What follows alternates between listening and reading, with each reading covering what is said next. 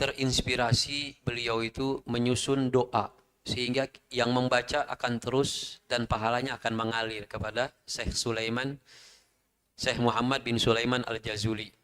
Beliau ini hidup di abad atau di tahun 800 setelah Imam Ghazali. Imam Ghazali di tahun 500. Jadi setelah Imam Ghazali, para ulama-ulama yang masyhur pada saat itu.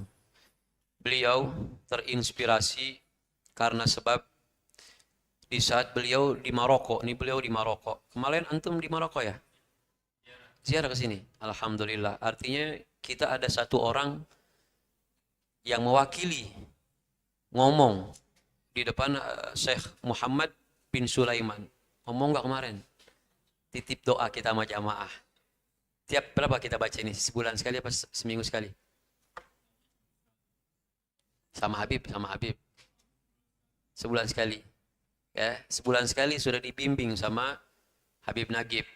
Ya, dibimbing sama Habib Nagib dan beliau nih Haji Fatullah pastinya menitipkan segala apa yang kita harapkan, menyampaikan apa yang pernah kita bacakan dan meminta kepada Allah, ya Allah, biar kita ini nanti dikenal sama Syekh Muhammad Sulaiman Al-Jazuli dan nanti di akhirat kita mendapatkan syafaat.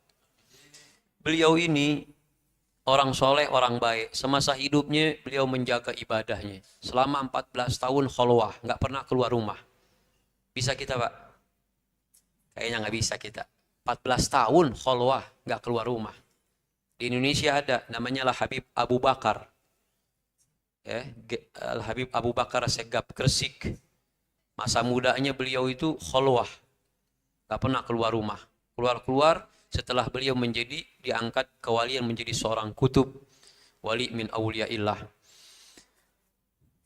Solehnya beliau, itu pada suatu hari di Maroko kekeringan.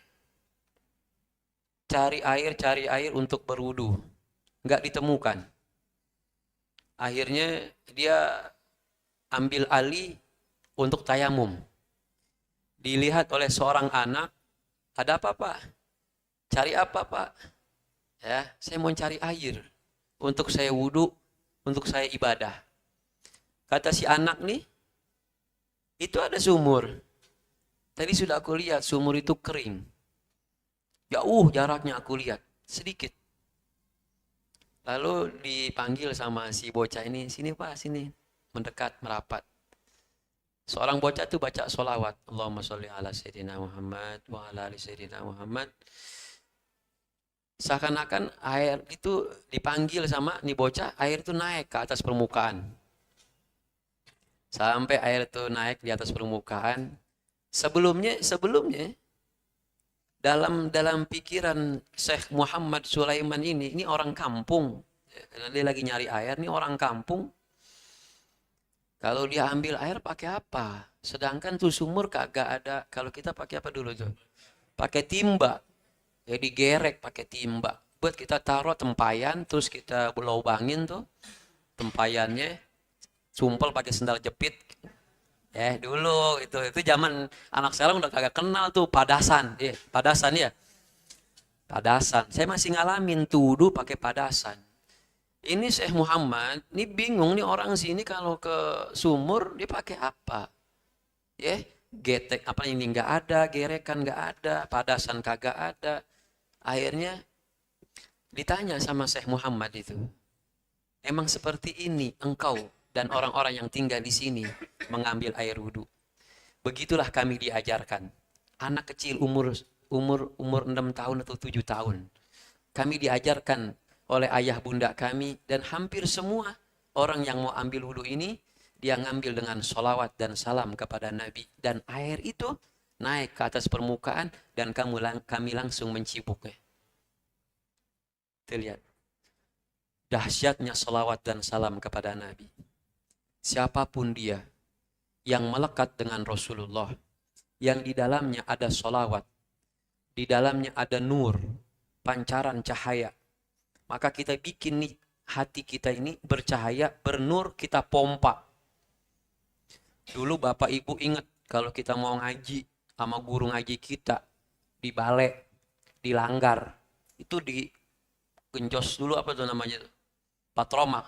Ya, pakai patroma kan digenjot sampai dia terang benderang. Penuh dengan pengorbanan dan perjuangan.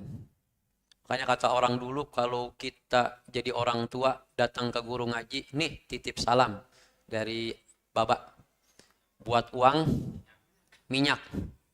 Bener nggak? Itu kita ngaji, nih bulu hidung pada hitam. Ya Bu, bener nggak Bu? Mau bulu hidung kita pada hitam. Karena patromak itu kan asap hitamnya keluar kesedot sama kita. Pengorbanan dan perjuangan. Artinya ketika kita genjot akan terang benderang bagaimana keadaan mulut kita.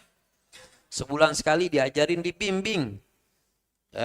Sama Habib Nagib bin Idrus Al-Hamid yang punya sanad. Dan juga ada orang kita jamaah yang sanadnya insya Allah sanadnya menyambung kepada Syekh Muhammad bin Sulaiman.